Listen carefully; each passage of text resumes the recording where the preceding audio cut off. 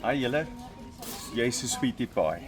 Nou ek sê in jou huwelik moet jou vrou vat, haar druk, haar vashou en 'n bietjie vatterig wees. Jy kan nie verby haar loop as jy nie aan haar vat nie.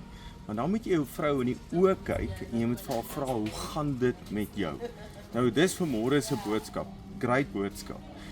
Efesiërs 5:21 sê, hy sê wees aan mekaar onderdanig omdat julle Christus glo. Hy het eerbied vir Christus. Omdat jy 'n kind van die Here is, wees aan mekaar onderdanig. Nou, die 13de Februarie het ons 'n huwelikskamp. Ons het 10 plekke. Ons koop nou sweetie pies. Ons koop goedjies vir die naweek om dit nice te maak. Nou vra ek jou, moenie mis nie. Moenie sê ag ek's te oud, dis nie vir my nie.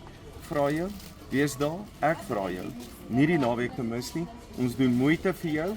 Doen ekstra goed dat jy daar kan wees. So kontak my, kontak die kantoor, maar jy kan my net kontak op hierdie nommer. Asseblief moenie mis nie. Sien jou by die huwelikskamp. Jy's 'n great blessing.